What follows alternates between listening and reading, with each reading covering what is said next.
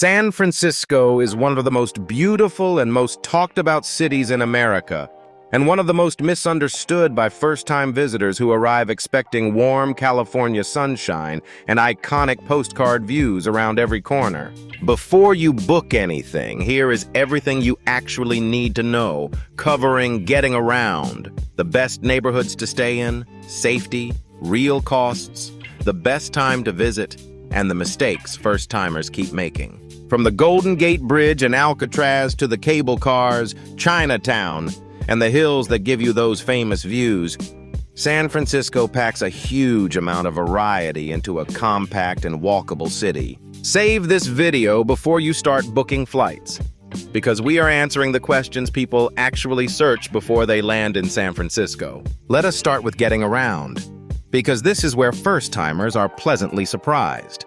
Unlike sprawling Los Angeles, San Francisco is compact, dense, and one of the most walkable big cities in America. Most visitors arrive through San Francisco International Airport, known as SFO, which sits about 13 miles south of the city and connects directly to downtown by train. The smartest move from the airport is BART, the regional rail system, which runs right from the terminal to downtown in about 30 minutes for roughly $10 per person. That single decision saves you a lot of money, because a rideshare or taxi from SFO into the city usually runs $40 to $60 depending on traffic and surge pricing. Once you are in the city, you rarely need a car at all.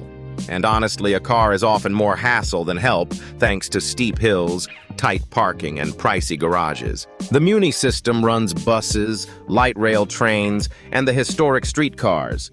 And a Muni visitor passport gives you unlimited rides for about $14 a day or $44 for a week. The famous cable cars are part of Muni too, and while a single ride is around $9, that passport covers them and saves you money if you plan to ride more than twice. BART is your friend for longer hops across the city and out to Oakland or Berkeley, while Muni handles the neighborhoods, and the two systems together cover almost everywhere a visitor wants to go. Rideshare apps work well and are the easiest option for a night out or for reaching a hilltop viewpoint, though prices climb during rush hour, rain, and big events. Walking is genuinely the best way to experience San Francisco, but respect the hills, because a route that looks flat on a map can turn into a steep climb that leaves you breathless. If you do rent a car for a day trip, learn to curb your wheels when parking on a hill.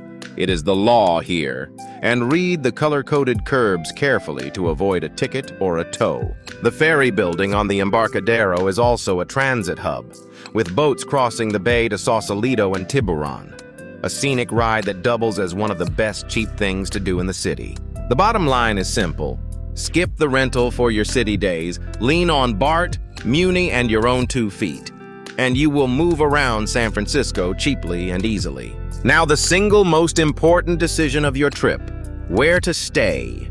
Because in San Francisco, the right neighborhood puts you within walking distance of the sights, and the wrong one can feel rough at night. Union Square is the classic first-timer base, sitting right in the center of the city with the biggest concentration of hotels, shopping, and cable car lines running in every direction. The trade-off with Union Square is that its western edge borders the Tenderloin, so book toward the eastern and northern side of the square and you get central convenience without the grit. Fisherman's Wharf is the other big first-timer pick, a lively waterfront area that is perfect for families, with easy access to Alcatraz ferries, Pier 39, and the Bay. The wharf is touristy, and prices reflect that.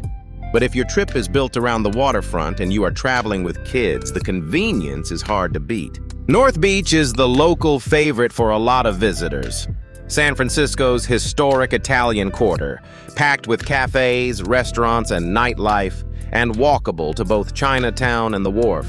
Nob Hill offers a more refined and quieter stay, perched above the city with grand historic hotels and cable car lines that carry you down to Union Square and the waterfront. Chinatown puts you in the middle of the oldest and one of the most atmospheric Chinatowns in the world, an incredible base for food lovers who want to wander at street level. The marina and nearby Cow Hollow suit travelers who want a calmer, upscale residential feel near the bay, with great views of the Golden Gate Bridge and a lively dining and bar scene. For a hip, local experience, the Mission and Hayes Valley deliver fantastic food and character, though the Mission in particular varies block by block, so read reviews for your exact address. The key takeaway is to base yourself somewhere central and walkable like Union Square, North Beach, or Nob Hill, so you can reach most of the city on foot or a short cable car ride.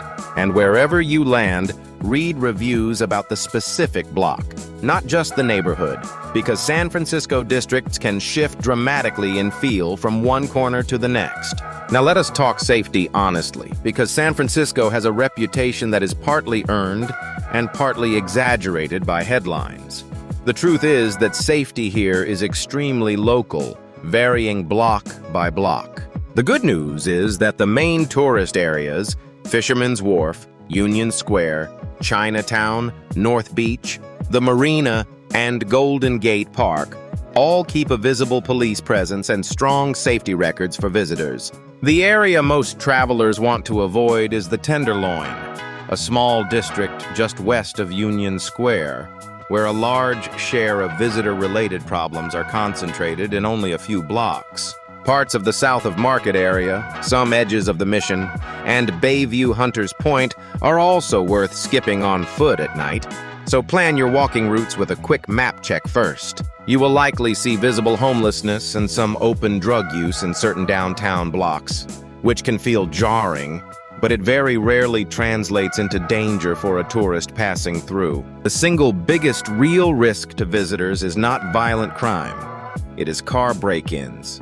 Long a signature San Francisco problem that targets anything left visible inside a parked vehicle. The encouraging news is that break-ins have dropped sharply, down about 44% in 2025, and falling further into 2026 under a new mayor focused on public safety. Even so, follow the golden rule. Never leave anything visible in your car. Not a bag, not a jacket, not even a charging cable, especially near overlooks and popular trailheads. That warning applies most to scenic parking spots like Twin Peaks, Alamo Square, and the trailheads near the coast, where thieves know rental cars are full of tourist luggage. Use normal big city street smarts. Keep your phone secure rather than dangling in your hand. Stay aware on crowded transit and trust your instincts if a block feels off. At night, stick to the well-lit, busy areas and take a ride share rather than walking through quiet downtown blocks. A small cost that buys a lot of peace of mind. Handled with that awareness, the vast majority of visitors enjoy San Francisco with no trouble at all, and the city remains one of the great urban destinations in the country. Bottom line, the danger here is overwhelmingly to your car, not to you, so protect your belongings. Choose your blocks wisely and you will be just fine. Let us talk money, because San Francisco is one of the more expensive cities in the country, and knowing where the costs hide helps you plan a realistic budget. Hotels are the biggest expense, and prices swing hard by season. A mid-range room runs roughly $300 to $450 a night in summer, but far less in the quiet winter months. In the off-season from January through March, that same mid-range room can drop to around $120 to $220. So timing your trip well saves you real money. Budget travelers can find hostel dorm beds from about $50 to $100 a night, and simple hotels outside the immediate downtown core for roughly $100 to $180. Food covers a huge range. You can eat incredibly well and cheaply at a Chinatown dumpling house or a Mission taqueria, or spend big at one of the city's celebrated fine dining rooms. Budget on roughly $15 to $25 for a casual meal, and expect a sit-down dinner with drinks to run $50 or more per person in a mid-range restaurant. Transport is a bright spot. That Muni passport for a few dollars a day, plus BART and your own feet, keeps getting around costs low compared to most major cities. The big-ticket attractions add up. An Alcatraz ticket runs around $48, And bay cruises, bike rentals, and museum entries stack quickly if you do several in a day. The good news is that many of the best experiences are free.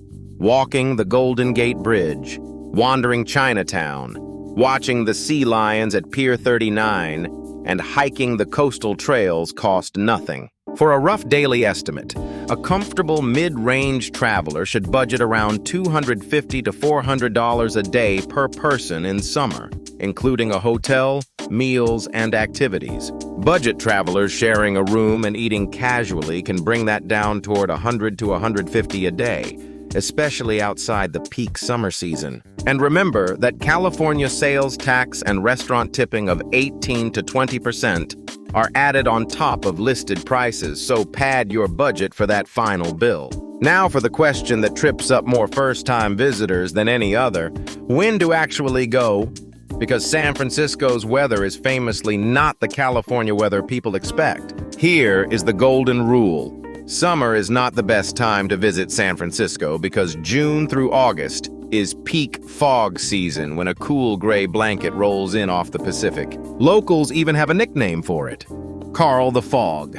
And it can leave the city chilly and overcast in July, while inland areas just a few miles away bake in the sun. That means the classic mistake is arriving in summer in shorts and a t-shirt, expecting beach weather, then shivering through a gray, windy afternoon at the Golden Gate Bridge. The best time to visit is the shoulder season of September and October, when the fog finally lifts, the skies turn blue, and the city enjoys its warmest, sunniest stretch of the year. In those months, daytime highs sit comfortably in the low 70s, evenings cool into the 50s, and you get the clearest views of the bridge and the bay all year.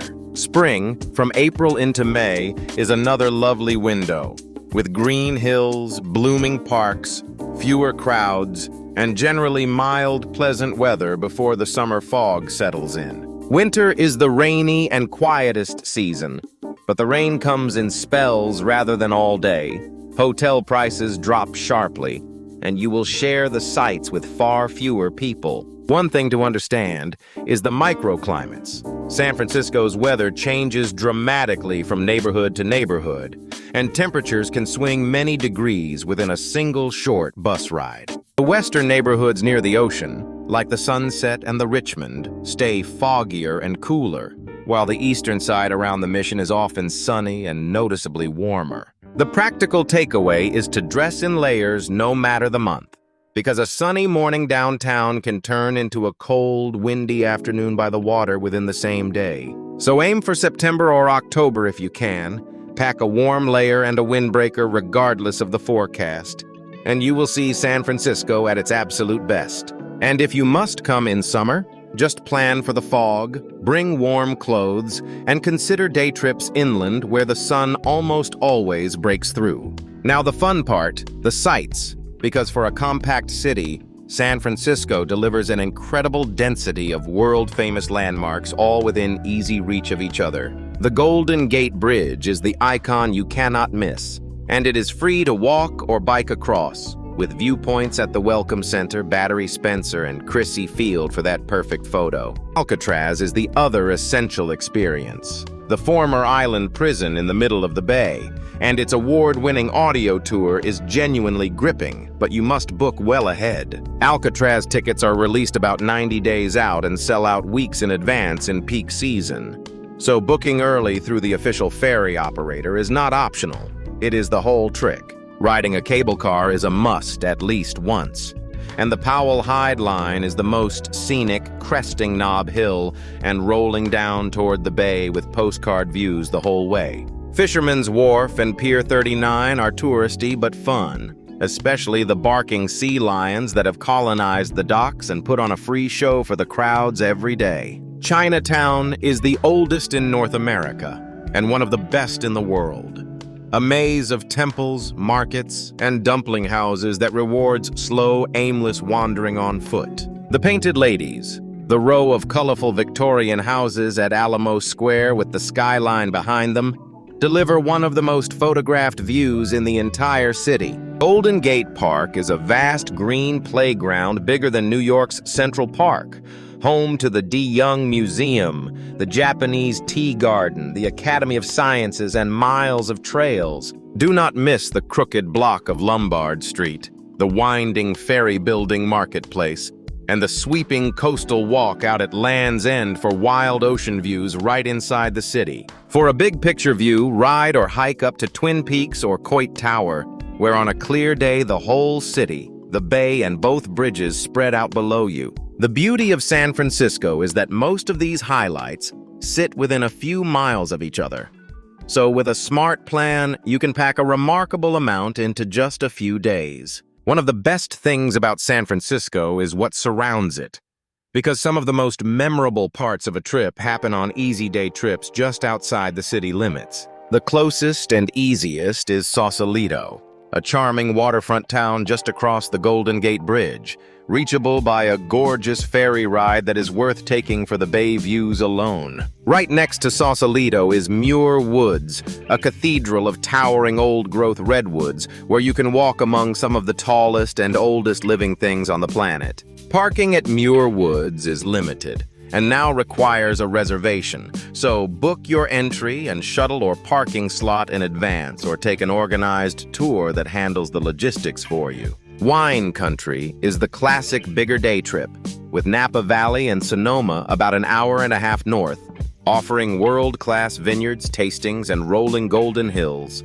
Because tastings involve wine, the smart move for Napa or Sonoma is a guided tour or a hired driver, so nobody has to worry about driving those country roads afterward. To the south, the Pacific Coast Highway winds down toward Half Moon Bay, and eventually the dramatic cliffs of Big Sur, one of the most scenic drives anywhere in the world. Silicon Valley and Stanford University sit an hour south for the tech curious, while the beach town of Santa Cruz offers a classic boardwalk and surf culture over the mountains. Across the bay, Berkeley and Oakland are a quick BART ride away, with great food, museums, and the University of California campus, an easy half-day escape without a car. For a longer adventure, Yosemite National Park is roughly a 3 to 4 hour drive east, and while it is a stretch for a single day, it is spectacular as an overnight add-on. The takeaway is to build at least one day trip into your San Francisco plans because the redwoods, the coast, and the wine country are a huge part of what makes the region special.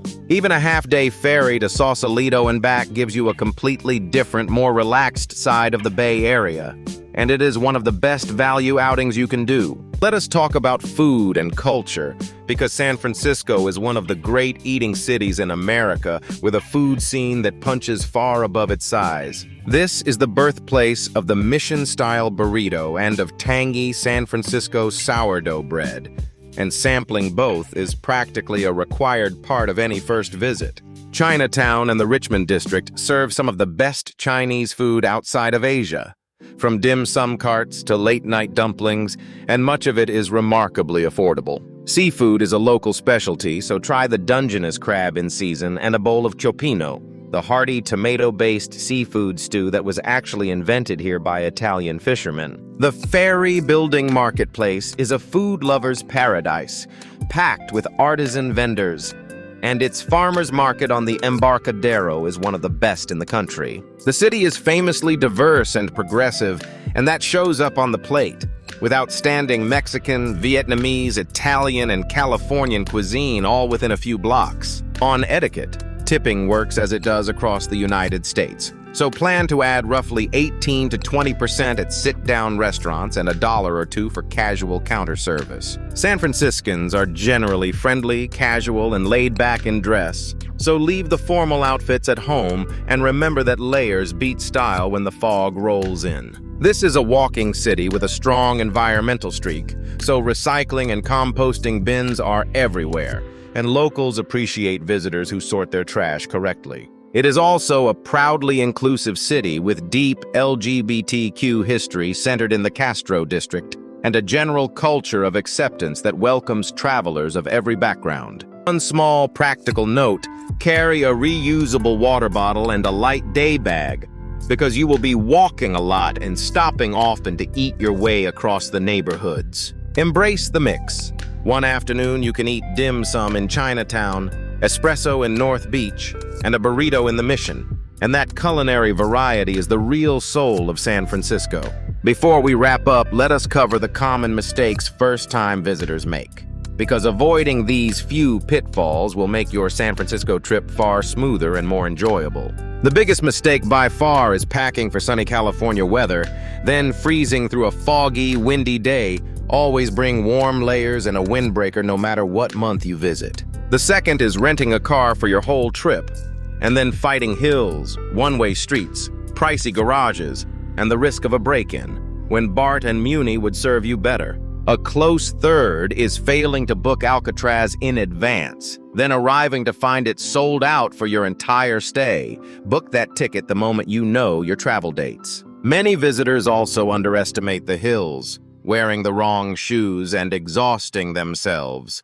So bring comfortable walking shoes with good grip and plan your routes to avoid the steepest climbs. Do not spend your whole trip trapped in the most touristy stretch of Fisherman's Wharf. Venture into North Beach, the Mission, and Golden Gate Park to see how locals actually live. Another mistake is leaving valuables visible in a parked car, which, as we covered, is the one crime tourists really do need to guard against. So empty the car every single time. People also try to cram too much into too little time. San Francisco rewards a slower pace, so pick a handful of areas and savor them rather than racing across the whole city. Skipping the day trips is a missed opportunity, since the Redwoods, Sausalito, and wine country are a huge part of the region's magic and easy to reach without much planning. Do not assume the beaches are for swimming. The Pacific here is cold and the currents are dangerous. So Ocean Beach and Baker Beach are for walking and views, not a dip. Finally, do not let the negative headlines scare you off. The real San Francisco is far more welcoming and beautiful than the news suggests, and a little street sense is all you need. Avoid these handful of mistakes. Layer up, book ahead, ditch the car, and slow down, and you will experience one of America's most captivating cities exactly the way it deserves. Get those basics right, and San Francisco will reward you with unforgettable views, incredible food, and that unmistakable feeling of a city unlike anywhere else in the country. So who is San Francisco really best for? The answer is a wide range of travelers, because few cities pack this much variety into such a walkable footprint. It is ideal for first-time visitors chasing bucket list icons. The Golden Gate Bridge, Alcatraz, and the cable cars deliver those unmistakable, once-in-a-lifetime moments. It is a dream for food lovers, with everything from Michelin-starred dining to Chinatown dumplings and Mission burritos, all reachable on foot or a short transit ride. Couples will love the romantic bay views, the ferry rides, and the easy escape to wine country, while nature lovers get redwoods, coastline, and hiking right at the city's edge. Families do well here too, with the sea lions, the science museum, the cable cars, and Golden Gate Park, giving kids plenty to enjoy alongside the grown-up sights. Whoever you are, come with layers, comfortable shoes, an open mind, and a little patience for the hills, and San Francisco will give you one of the most memorable trips in America. That is everything you need to know before visiting San Francisco in 2026. From choosing the right neighborhood to packing for the fog and knowing what to skip. Which part of the trip are you most excited for? The Golden Gate Bridge, Alcatraz, or the food scene? Tell us in the comments below. If this guide helped you plan your trip, please like and subscribe for more honest, in-depth travel guides from our small channel. Thank you for watching, and aloha from Kahana Designs. Until next time, safe travels and sweet dreams.